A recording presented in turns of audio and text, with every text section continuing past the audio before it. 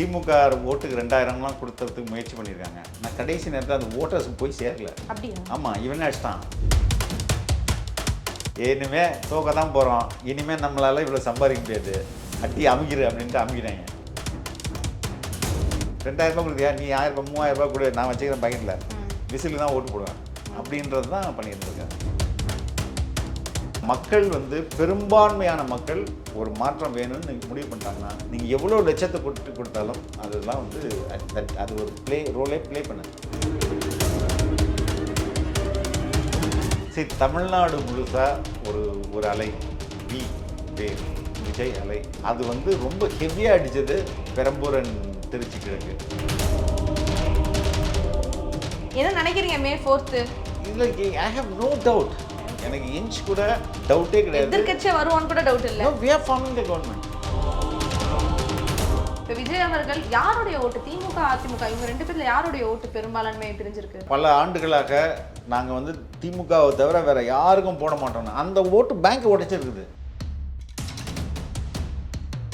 அப்போ யார் எதிர்க்கட்சியா வருவாங்கன்னு நினைக்கிறீங்க? Let's wait. குளு குளுன்னு காத்து வீசுது. உங்கள் சத்யாவில் குளு குளு ஏசி ஆஃபர். இந்த அக்ஷய திருத்தியை பிரின்ஸ் ஜுவல்லரியுடன் கொண்டாடுங்கள். உங்கள் வளங்களை இரட்டிப்பாக்குங்கள். மக்களுக்கு நல்லது பண்றதுக்கு அரசியலுக்கு வாங்கடா, கொள்ளை அடிக்கிறது கொலை பண்றதுக்கு அரசியலுக்கு. இந்த தடவை தான் இருக்கிறதுல இந்த எலெக்ஷன்ல தான் அதிக பணம் செலவழிச்சிருக்காங்க. ஆளுங்கட்சியா இருந்தவங்களும் சரி, எதிர்கட்சியா இருந்தவங்களும் சரி. அப்படி இருக்கிறப்ப மேபி அதுவுமே இவ்வளோ ஓட்டு சதவீதம் இன்க்ரீஸ் ஆகிறதுக்கு ஒரு பாட்டா இருக்கும் அப்படிங்கிற ஒரு தரப்பும் சொல்றாங்க. இது எப்படி பாக்குறீங்க? இல்லைம்மா, அதுக்கு வாய்ப்பே கிடையாது. ஏன்னா திமுக ஓட்டுக்கு 2000லாம் கொடுத்ததுக்கு முயற்சி பண்ணியிருக்காங்க. நான் கடைசி நேரத்தில் அந்த ஓட்டர்ஸுக்கு போய் சேரல. அப்படியா? ஆமாம், இவனே அடிச்சிட்டான். யார் கொடுக்க வேண்டியனா அடிச்சிட்டான். ஏன்னா தெரிஞ்சிருச்சு, இனிமே தோக்க தான் போகிறோம், இனிமேல் நம்மளால் இவ்வளோ சம்பாதிக்க முடியாது, அட்டி அமுகிரு அப்படின்ட்டு அமுகினாங்க. இப்போ கணக்கு கேட்க போயிட்டு இருக்காங்க ஒவ்வொரு எம்எல்ஏவும். ஏன்டா கொடுத்தா, எத்தனை பேருக்கு கொடுத்தா, எவ்வளோ கொடுக்கல, மீதி காசை கொடு அப்படின்ட்டு. ஒன்று. நம்பர் 2, இப்போ வாக்காளர்கள் வெரி கிளியர். அதாவது மெஜாரிட்டி நான் சொல்கிறேன். இப்போது நம்ம ஊருடைய வாக்காளருடைய டெமோகிராஃபி எடுத்தோம்னா 40 வயதுக்கு குறைவாக இருக்கவங்களுடைய எண்ணிக்கை 60%. அப்போ யங் ஓட்டர்ஸ் தான் அதிகம் இங்கே. அதே போல் 18லேருந்து 29 வயது உள்ள வாக்காளர்கள் அவங்களுடைய எண்ணிக்கை 21% இருக்குது. That is a huge vote. இப்போ 50க்கு மேலே இப்போ 60 70 அப்படி போகும்போது தான் அவங்க ஓல்டு பீப்புள் பணத்தை வாங்கிட்டு ஓட்டு போட்டுருக்காங்க. மற்றக்கு கீழே இருக்கவங்கலாம் கொடு, காசு இருந்து 2000 ரூபாய் கொடுத்தியா, நீ 1000 ரூபாய் 3000 ரூபாய் கொடு, நான் வச்சுக்கிறேன் பக்கெட்டில், விசிலுக்கு தான் ஓட்டு போடுவேன் அப்படின்றது தான் பண்ணியிருந்திருக்காங்க. Okay, so that doesn't play a major role நினைக்கிறேன். It always will not play a major role. எலெக்ஷனை பொறுத்த இவங்க ஏமாற்றிக்கலாம், நம்ம காசு கொடுத்தா ஓட்டு வாங்கிட முடியும் அப்படின்னா. ஒவ்வொரு முறையும் இங்கே கட்சி மாறி மாறி வராது. போன முறை ஏடிஎம்கே ரூலில் இருந்தது, அவங்கள்ட்ட காசு இருந்தது நிறையா, அவங்களும் காசு கொடுத்தாங்க. டிஎம்கேயும் காசு கொடுத்தது, ஆனால் ஏடிஎம்கே அளவுக்கு கொடுக்கல. அப்புறம் எப்படி டிஎம்கே வருது? புரியுதுங்களா? மக்கள் பெரும்பான்மையான மக்கள் ஒரு மாற்றம் வேணும்னு நீங்கள் முடிவு பண்ணிட்டாங்கன்னா நீங்கள் எவ்வளோ லட்சத்தை கொடுத்தாலும் அதெல்லாம் அது ஒரு ரோலே ப்ளே பண்ணது. சரி, இப்போ இந்த எஸ்ஐஆரில் 1 கோடி பேர் கிட்ட அதை எடுத்திருக்காங்க அப்படின்னு சொல்கிறாங்க. அப்படி பார்த்தாலும் 20 to 25 lakhs அதிகமாக இந்த தடவை ஓட்டு புது வாக்காளர் போட்டிருக்காங்க, ப்ளஸ் போடாதவங்க போட்டிருக்காங்க.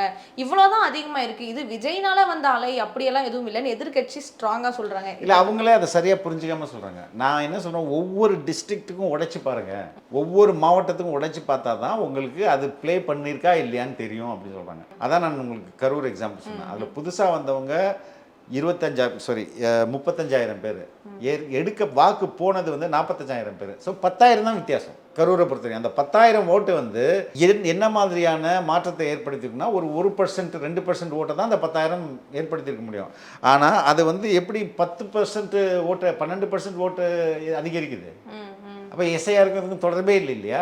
அதே மாதிரி ஒவ்வொரு டிஸ்ட்ரிக்ட்டும் நீங்கள் பார்த்தீங்கன்னா பர்சன்டேஜ் எவ்வளோ பேர் குறைஞ்சிருக்காங்க, எவ்வளோ பேரை நீக்கியிருக்காங்க, எவ்வளோ பேரை புதுசாக உள்ளே வந்துருக்காங்க, அதை வச்சுட்டு போன எலெக்ஷனுடைய போல் பர்சன்டேஜ், இந்த எலெக்ஷனுடைய போல் பர்சன்டேஜ் எல்லாம் நீங்கள் வச்சு பார்த்தீங்கன்னா க்ளீனாக தெரியும். அது அடடா, இது எஸ்ஐஆர்லாம் கிடையாதுடா, தலைவர் விஜய் தான் அப்படின்றத ஈஸியாக நம்ம சொல்ல முடியும். சரி, இப்போ எஸ்ஐஆர் நீக்கிறது நல்லதா கெட்டதா? ஒரு விதத்தில் அது நல்லது தான். நீங்கள் கொளத்தூர் முதல்வர் தொகுதியிலேயே 80,000 பேர் நீக்கியிருக்காங்க. சண்டை பண்ண வேண்டியதுன்னா எதுக்கு 80,000 பேர் எங்காலும் நீக்கினீங்க? நீங்கள் யாராவது வாய திறந்தாங்களா? அப்போ அவ்வளோ கள்ள ஓட்டு இருந்ததுக்கு தானே அர்த்தம். ஐ திங்க் சேப்பாக்கு திருவள்ளிக்கேணியில் 40,000 பேரை நீக்கியிருக்காங்க. யாருமே சண்டை போடல போயிட்டு. ஏன் ஓட்டெல்லாம் போயிடுச்சுன்னு யாருமே சண்டை போடலாங்க. அப்போ என்ன அர்த்தம்? அவ்வளோ கள்ள ஓட்டு வச்சுருந்தாங்கன்னு அர்த்தம். அதெல்லாம் க்ளீன் பண்ணுறது அவசியம் தானே. இந்த எஸ்ஐஆரை தான் ஒரு டைம்ல வந்துட்டு டிஎம்கே தலைவர் வந்துட்டு ஸ்டாலின் அவர்கள் எதிர்த்தாரு. அதுக்கு காரணம் என்னவா இருக்கும்? அவர் எதிர்க்கிற மாதிரி எதிர்ப்பாரு. அவர் தான் வந்து வேலையும் பண்ணாரு. அது நாடகம் தானே. இப்போ டிவிகேவுடைய வந்துட்டு இணை பொதுச் செயலாளர் நிர்மர் அவர்கள் வந்துட்டு ஒரு மனு கொடுத்துருக்காரு. இந்த மாதிரி தபாலில் இருக்கிற ஓட்டெல்லாமே வந்துட்டு கரெக்டாக ரெக்கார்ட் பண்ணி ப்ராப்பராக செக்யூரிட்டியோட ஒன்று பண்ணணும். அதோட நிலவரம் என்ன சார்? ஆமாம், அது பண்ணணும் இல்லையா?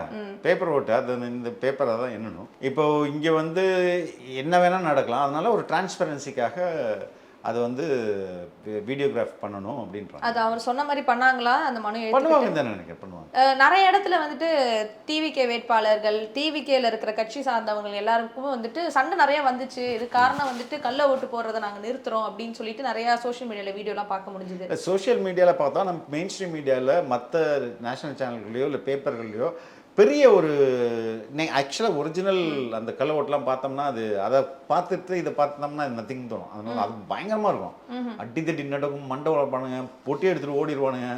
அது மாதிரிலாம் நடக்கும். அது மாதிரிலாம் எதுவுமே நடக்கல. இண்டிவிஜுவல்ஸோட ஓட்டு ஒவ்வொன்று காணாம போகிறதோ இல்லை அது தனி மனிதர்கள் வந்து அது சகஜம் தான். இது எந்த தேர்தல் நடந்தாலும் அப்படி நடக்கும். மாசா பெரிய ரிக்கிங் அது மாதிரி எதுவும் நடக்கல. இப்போ கம்பேர்ட் டு அதர் எலெக்ஷன் இந்த எலெக்ஷன் ரொம்பவே ஃபேரா நடந்திருக்குல்ல. ஃபேரா நடந்த மாதிரி தான் எனக்கு. அதுக்கு மெயின் காரணம் என்னவா இருக்கும்? மெயின் காரணம் வந்து மக்கள் தான். நான் எப்போதுமே சொல்லுவேன், மக்கள் வந்து ரொம்ப யாருமே சரி வெயிலாக இருக்கடா, கூட்டம் தெரிஞ்ச பிறகு போகலாம், ஒரு 5 மணிக்கு போகலாம், 4 மணிக்கு போகலாம் அப்படின்ற மாதிரி அவங்க யாருமே நினைக்கல. எல்லாமே எவ்வளோ சீக்கிரம் போக முடியுமோ அவ்வளோ சீக்கிரம் போய் ஓட்டு போட்டு வந்துடணுன்ட்டு அந்த பார்ட்டிசிபேஷன் இருக்குல்ல, அதுதான் காரணம். அதனால் சீக்கிரமே போயிட்டாங்க. சீக்கிரமே போயிட்டு மக்கள் ஓட்டு போட்டு வர அந்த அவன்கிட்ட இப்போ ஒரு பூத்துக்கு இல்லாட்டே ஒரு 300லேருந்து 1000. இப்போ என்னோடய பூத்து வந்து ரொம்ப சின்னது. அதில் என்ன ஒரு 2000 ஓட்டு அதிகமாக இருந்திருக்கும். அந்த 2000 தான் அந்த பூத்துக்குள்ளே நீங்கள் போட முடியும். அப்போ நான் வந்துட்டேன், என் பையன் வந்துட்டான், என் மனைவி வந்துட்டாங்க, என் பொண்ணு வந்துட்டாங்க. அது மாதிரி அந்த என் பூத்தில் இருக்கிற எல்லாருமே வந்து ஓட்டு போட மீதி உங்களுக்கு கள்ள ஓட்டு போடுறதுக்கு ஆட்கள் கம்மியாக இருக்கும்ல. அந்த பேரை வச்சு தான் நீங்கள் போட முடியும். அப்போ அந்த பேர் இல்லாத போது எல்லாருமே வந்து மேக்ஸிமம் போட்டாங்கன்னா உங்களால் கள்ள ஓட்டை அவாய்ட் பண்ணுறது தான் பண்ண முடியும். ஓகே, அது ஒரு பக்கம். ஓகே, இன்னொரு பக்கம் பெட்டியை ஸ்வாப் பண்ணுறதுக்கான விஷயம் எதுவும் நடக்காதது காரணம் அது நடக்காதுமா. அது எப்படி நீங்கள் வந்து இதுக்கு முன்னாடி நடந்துச்சு அப்படின்னு நம்ம நிறைய பார்த்துருப்போம். பெட்டியை ஸ்வாப் பண்ணியிருக்காங்க, எடுத்துகிட்டு ஓடி இருப்பாங்க. அது இப்போ இந்த பூத்தில் வந்து அதிகமாக இந்த கட்சிக்கு ஓட்டு விழுதுன்னா அந்த பொட்டியை தூக்குடா அப்படின்றதெல்லாம் இருக்கு. அது மாதிரி பண்ணுவாங்களே, அது மாதிரிலாம் இப்போ நடக்கல. அதான் அதுக்கு என்ன மெயினாக காரணமாக இருக்கும்? இந்த டைம் ரொம்ப அதான் ஓப்பனாக நடந்திருக்கும். மக்கள் வந்து விஜிலண்ட்டாக இருந்துகிட்டே இருந்திருக்கிறாங்க. எங்கேயும் போகலை, எந்த காம்ப்ரமைஸும் ஆகலை. அதனால முடிஞ்சிருக்காது சார். அதே மாதிரி திருச்சி கிழக்குல வந்துட்டு போட்டி ரொம்ப கடுமையா இருக்கு. பெரம்பூர்ல வந்துட்டு விஜய் அவர்கள் ஜெயிக்கிறதுக்கான வாய்ப்பு அதிகமா இருக்கு. திருச்சியில போட்டி கடுமையா இருக்குன்னு சொல்றாங்க. சும்மா சொல்லணுமே சொல்றது தான், எதை வச்சு சொல்லல. சரி, தமிழ்நாடு முழுசா ஒரு அலை வேவ் விஜய் அலை அது வந்து ரொம்ப ஹெவியா அடிச்சது பெரம்பூர் அண்ட் திருச்சி கிழக்கு. அங்க எப்படி வந்து வெற்றி வாய்ப்பு இல்லாமல் போவோம்? இவங்க சொல்றதுக்கு இன்னும் எந்த லாஜிக்குமே இல்லைம்மா. இப்போ தாவேகா தலைவர் குறித்து எவ்வளோ அவதூறுகள் எவ்வளோ பரப்புனாங்களே, அப்படி பரப்புனாங்களே இது ஒன்று, அவ்வளோதான். அந்த லெவலில் அதை கடந்து போயிட்டே இருக்க முடிஞ்சு. அதுக்கு மேலே அதில் ஒரு யோசிப்பதற்கோ பேசுவதற்கோ அதில் எந்த இன்ஃபர்மேஷனும் கிடையாது. ஓகே சார், இப்போது டிஎம்கே பீப்புள் மெயினாக நிறைய ஒரு குற்றச்சாட்டு வச்சு அது என்னன்னு பார்த்தீங்கன்னா, ஓகே விஜய் அவர்கள் மாற்றம் கொண்டு வராரு, எல்லாமே பேசுகிறாரு, பட் டீலிமிட்டேஷன் ஒன்று நடந்துச்சு, அதுக்கு அவர் எதிராக ஏன் குரலே கொடுக்கல அப்படிங்கிற ஒரு யார் சொன்னது குரல் கொடுக்கலன்ட்டு? சோஷியல் மீடியாவில் நம்ம பார்த்தப்போ வந்து தேர்தல் அறிக்கையில் 2வது பாயிண்ட்டே என்னம்மா, டீலிமிட்டேஷனுக்கு தான் எதிரானவங்களுக்கு தான் சொல்லியிருக்காங்க. டீலிமிட்டேஷன் நம்மளுக்கு, ஆனால் அந்த டீலிமிட்டேஷனை கொண்டு போய் இங்கே கிளப் பண்ணி அதை எதிர்க்கிற மாதிரி எதிர்த்துட்டு ஃபுல்லாக 20 பேர் எம்பியை வச்சுட்டு மொத்த நாட்டையுமே நாங்கள் சாதிச்சிட்டோம்னு ட்ராமா அடிச்சிட டிஎம்கே. அந்த ட்ராமா நாங்கள் ப்ளே பண்ணல. we are against them. அதுக்காக என்ன முயற்சி எடுத்திருக்காங்க டிஎம்கே? இப்போ இந்த டீலிமிட்டேஷன்ல உள்ள வர விடாம பண்ணதே நாங்கள் பெரிய அது எப்படிமா யூ நீட் 2/3 மெஜாரிட்டி. இவங்கள்ட்ட இருக்கிறது 20 பேர். எப்படி வந்து 20 பேரை வச்சு மொத்த நேஷனையும் இது பண்ண முடியும்? இது ஒட்டுமொத்த என்டையர் சவுத் இந்தியாவுக்கே ஆபத்தானதுன்னு எல்லாருக்குமே தெரியும். புரியுதுங்களா? அதனால இப்போ 20 பேரை வச்சு நீங்கள் எப்படி 2/3 மெஜாரிட்டியை வச்சு நாங்கள் அடிச்சிட்ட மாதிரி பேசிட்டு இருக்காங்க? எப்படி முடியும் அது? சார் இப்போ எலெக்ஷன் வருது, ரிசல்ட் வரப்போகுது அப்படிங்கிறப்போ சப்போஸ் டிவிகேக்கு சாதகமா ரிசல்ட் வரலன்னா நம்ம எப்படி எடுத்துக்கலாம் அது? ஏன் வந்து அப்படி நினைக்கிறீங்க? தெரியல. இல்ல ஆப்ஷன் எதிரா- இல்ல எதிரா- ஆப்ஷனுக்கு கூட அப்படி நினைக்க வேணாம். Because you have all the evidence. நீங்க எக்ஸாம் மாதிரி தானமா இது. நீங்க நல்லா படிச்சு போயிருக்கீங்க. உங்களுக்கு கேள்விகள்லாம் நீங்க நல்லா படிச்சதுனால கேள்விகள்லாம் உங்களுக்கு தெரிஞ்சிருக்குது. எல்லாத்துக்கும் ஆன்சர் பண்ணியிருக்கீங்க. Okay, you expect the full mark. அப்போ அதில் எதுக்கு நம்ம வந்து சந்தேகப்படணும்? நம்ம ஓட்டு சரியாக விழல, பர்சன்டேஜ் சரியாக போட்டவங்கலாம் மாற்றி சொல்கிறான். இது மாதிரிலாம் இருந்ததுன்னா நீங்கள் வந்து அந்த குழப்பத்துக்கோ அந்த சந்தேகத்துக்கோ வரலாம். நான் தான் தெளிவாக சொல்கிறேன். You go talk to the people, you see the percentage. இது ரெண்டுமே போதுமே. சார் ஒரு ஊர்ல வந்துட்டு யாருமே ஓட்டே போடல அப்படிங்கிற ஒரு பயங்கரமான ஒரு விஷயம் போயிருக்கு. ஸோ அதை பத்தி என்ன சார் நிலவரம் உங்களுக்கு? வேங்க வயல் அதே மாதிரி அந்த இன்னொரு ஆணவ கொலை 2 ஊர்லேயும் அது மாதிரி நடக்கல. அந்த மக்கள் கோபத்தில் இருக்காங்க. அவங்க மக்கள் அது எனக்கு நீதி கிடைக்கல அப்படின்னா அவங்க வேதனைப்படுறாங்க. அது ஒரு சரியான அரசு வரும்போது அது சரியாயிடும். பட் அந்த நீதி கிடைக்கல அப்படிங்கிறத அவங்க அதுக்கு மாற்று அரசியலுக்கு அவங்க போட்டிருந்ததாவது அவங்களுடைய இல்லை, கோபம் ஒரு அட்டென்ஷன் தானே அது, கோபம் தான், டென்ஷன் தான். நாங்கள் வந்து போட மாட்டோம் அப்படின்றது எதிர்க்க எங்களை பற்றி நீங்கள் பேசுங்க அப்படின்றது தான் அது பேசுவோம்ல உறுதியா. சரி, இப்போ வந்துட்டு விஜய் அவர்கள் திருச்செந்தூர் கோயில் போயிருக்காரு, அடுத்து ஷீரடி, அடுத்தபடியாக சேகர் பாபு இப்போ திருச்செந்தூர் கோயில் போயிருக்காரு, எடப்பாடி அவர்களும் திருச்செந்தூர் கோயில் போறாரு. இதை பற்றி நீங்கள் என்ன நினைக்கிறீங்க? எல்லாரும் கோவில் குளம்னு சுற்றுறாங்க. இல்லைங்க, எங்கள் தலைவர் வந்து உண்மையிலேயே ஒரு மதசார்பின்மை அப்படின்றதுக்கு அடையாளம் தான் அவர் வந்து சாய்பாபா கோயிலும் கட்டியிருக்கிறாரு, வேளாங்கண்ணிக்கும் போவார். அப்போ எல்லா மதத்தையும் மதிக்கிற ஒரு தலைவர். தேர்தலுக்கு அப்புறம் போயிடுறாரு. ஒரு சாமி தரிசனம் பண்ணுறதோ இல்லை எனக்கு முன்னாடியே வேண்டி இருந்திருப்பார், காணிக்கை ஏதாவது ஒன்று இருந்திருக்கும். தன்னுடைய பக்தியை வெளிப்படுத்த அனைத்து கோயில்களுக்கும் போறாரு. இதுல என்ன தப்பு இருக்குது? தப்பு இருக்குன்னு சொல்லல, எல்லாருமே திருச்செந்தூர் எல்லாருமே அடுத்ததே போகட்டுமே. எல்லா இடத்தையும் இவர் போற இடத்துக்குலாம் போறாங்களா பார்ப்போம். அதான் சொல்றாங்க, அடுத்து சேகர் பாபு அவர்கள் ஷீரடி கோயில் போவாரு அப்படின்னு சொல்றாங்க. பட் போகட்டும், பார்ப்போம், போகட்டும். அடுத்தது தலைவர் வந்து தர்காவுக்கு போறாரா பார்ப்போம். கிறிஸ்தவ தேவாலயத்துக்கு போவாரு, அங்க போறாரா பார்ப்போம். என்ன நினைக்கிறீங்க மே 4th? இதுல ஐ ஹேவ் நோ டவுட். எனக்கு இன்ச் கூட டவுட்டே கிடையாது. எதிர்க்கட்சியா வருவான்னு கூட டவுட் இல்ல. No, we are forming the government. நான் வந்து ஒரு ஸ்போக்ஸ் பர்சனாக நான் பேசுகிறேன் வச்சுங்களேன். என்னை விட 1000 மடங்கு கேர்ஃபுல்லாக யார் பேசுவார்னா எங்கள் தலைவர் பேசுவார். ரைட்டா? ஏன்னா அவருடைய ஒவ்வொரு வார்த்தையும் it is a highly debatable. சரியா? அவர் சொல்லும் போதே எங்களுக்கு 33% மேலே இருக்குது அப்படின்றது வாக்கு சதவீதம். எப்போ தேர்தலுக்கு ரொம்ப முன்பே அப்படி இருக்கு. அவரே வந்து ஜாஸ்தி இருக்கிறத கம்மியாக தான் சொல்லியிருப்பார். புரியுதுங்களா? அதனால நான்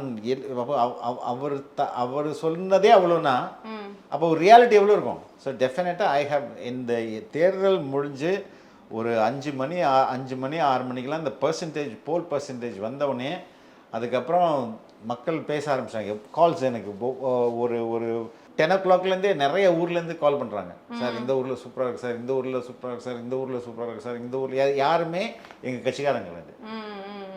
ஒன்று நண்பர்கள், 2வது தெரிந்தவர்கள், 2வது என்ன மாதிரி ஜேர்னலிஸ்டாக இருக்கிறவங்க, ரிப்போர்ட்டர்ஸ் அந்த பகுதியில் இருக்கிறவங்க எல்லாம் கால் பண்ணி என்கிட்ட சொன்னாங்க, சார் அற்புதமாக இருக்குது சார், அற்புதமாக இருக்குது சார், ஒவ்வொரு ஏரியாலையும். அப்போ ஓவராலாக பார்க்கும்போது என்னடா இவ்வளோ பிரமாதமாக இருக்குது அப்படின்னு நான் மதுரை எல்லா ஊர்லேயும் சொன்னாங்க. இன்று காலையில் கூட ஒருத்தர் ஃபோன் பண்ணி சொன்னார், அவ்வளோ பேர் எங்கள் சைடில் ஓட்டு போட்டுருக்கோம் சார். அப்போ இவ்வளோ தகவல்கள் எனக்கு வரும்போது அவங்க யாரும் என்னை வந்து புகழணும்னு எந்த அவசியமும் இல்லை. அவங்க இதுக்கு இப்போ தாவேக்கால சேர்ந்த பிறகு தான் அவங்க என்கிட்ட பேசாங்கன்னு இல்லை, இதுக்கு முன்பே பல முறை பேசியிருக்காங்க. எல்லாருமே இந்த தகவலை சொல்லும்போது அந்த தகவலை உறுதிப்படுத்துகிற மாதிரி நம்மள்கிட்ட வந்து சான்று இருக்கும்போது நம்ம எதுக்கு சலனப்படணும்? சலனப்படுறதுக்கான எனக்கு அறிகுறியே இல்லை, ரொம்ப கன்ஃபார்மாக இருக்கேன் நான். சரி, இப்போ விஜய் அவர்கள் லெட்ஸ் டாக் நம்பர்ஸ், இதில் உங்களுக்கு தெரிஞ்சது அனலைஸ் பண்ணியிருப்பீங்க, அதை வச்சு சொல்லுங்க. இப்போ விஜய் அவர்கள் யாருடைய ஓட்டு, திமுக அதிமுக இவங்க 2 பேர்ல யாருடைய ஓட்டு பெரும்பான்மை பிரிஞ்சிருக்கு? எல்லா கட்சிகளோட ஓட்டுமா? மெஜாரிட்டியா இப்போ இருக்கிறதுல திமுகவுடைய ஓட் பேங்க் இருக்கும்ல. ஓட் பேங்க்னா பல ஆண்டுகளாக நாங்கள் வந்து திமுகவை தவிர வேற யாருக்கும் போட மாட்டோம்னா அந்த ஓட்டு பேங்க் உடைச்சிருக்குது. அதே மாதிரி அதிமுகவுக்கு போட்டு எதாக இருந்தாலும் அதிமுக தான் போடுவோம்னு சொன்னாங்க, அந்த bank உடைஞ்சிருக்குது.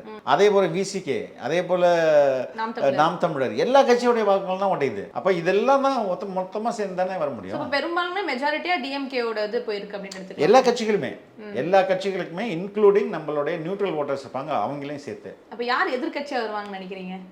Let's wait. Right. What do you think? நம்ம வெயிட் பண்ணி பார்ப்போம். ஓகே, எது முன்னாடியே சொல்லிட வேண்டாம் நியூஸ். டெஃபினட்டா okay sir, right right. Thank you Okay, so ma'am. Much. Thank you. நிறைய கேள்விக்கு பதில் சொன்னதுக்கு நன்றி. Thank you. தேங்க்யூ. குளு குளுன்னு காத்து வீசுது உங்கள் சத்யாவில் குளு குளு ஏசி ஆஃபர். உங்கள் சத்யா. இந்த அக்ஷய திருத்தியையை பிரின்ஸ் ஜுவல்லரியுடன் கொண்டாடுங்கள். உங்கள் வளங்களை இரட்டிப்பாக்குங்கள். மக்களுக்கு நல்லது பண்றதுக்கு அரசியலுக்கு வாங்கடா கொள்ளை அடிக்கிறது கொலை பண்றதுக்கு